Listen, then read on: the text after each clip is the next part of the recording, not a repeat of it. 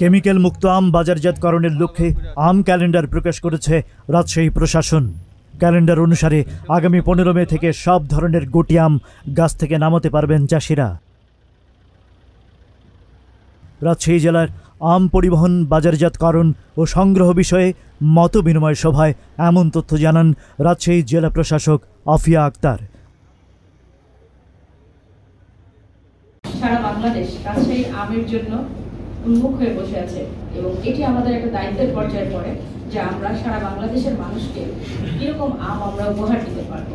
Fresh, সুন্দর, জীবাণুমুক্ত, কীটনাশক মুক্ত সুন্দর আম আমরা উপহার দিতে চাই। সেই ক্ষেত্রে কিছু কিছু অসাধু ব্যবসায়ী আছে যারা হয়তো আম পরিপক্ক হওয়ার পূর্বেই সেটিকে বাজারজাত করার উদ্দেশ্যে হয়তো গাছ থেকে পেড়ে ফেলেন এবং সেটাকে কেমিক্যাল মিশ্রিত করতে পারেন।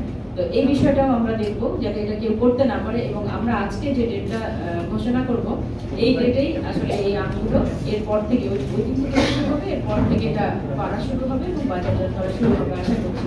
বুধবার বেলা 11:30টার দিকে রাজশাহী জেলা প্রশাসকের সম্মেলন কক্ষে এই মতবিনিময় সভা অনুষ্ঠিত হয়। এই ক্যালেন্ডার প্রকাশে সহযোগিতা করেছে রাজশাহী কৃষি সম্প্রসারণ অধিদপ্তর। গেল 7 বছর ধরে কৃষি কর্মকর্তা, আম চাষি, ব্যবসায়ী ও আম পরিবহনে নিয়োজিত সকল পক্ষের সাথে আলোচনা করে নিরাপদ, বিষমুক্ত ও পরিপক্ক আম বাজারজাত নিশ্চিত করতে ম্যাঙ্গো ক্যালেন্ডার প্রকাশ করে আসছে জেলা প্রশাসন।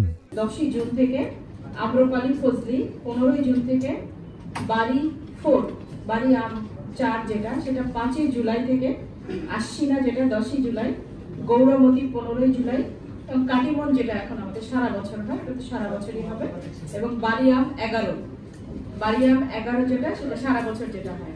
তাহলে মোটামুটি আমরা ক্যালেন্ডারটা এবার পেয়ে গেলাম এবং 15 মে আগে কোনো আম নামবে না।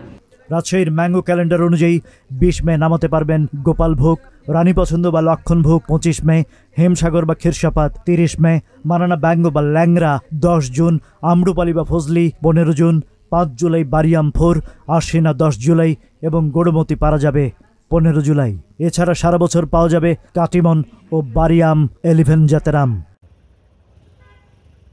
চলতি বছর 19,603 হেক্টর জমিতে আমের উৎপাদনের সম্ভাব্য লক্ষ্যমাত্রা ধরা হয়েছে 2,60,006 মেট্রিক টন, যার সম্ভাব্য বাজার মূল্য ধরা হয়েছে 1,600 কোটি টাকা। রাজশাহী প্রতিনিধি আজিজুল ইসলামের তথ্যচিত্রে ডেস্ক রিপোর্ট।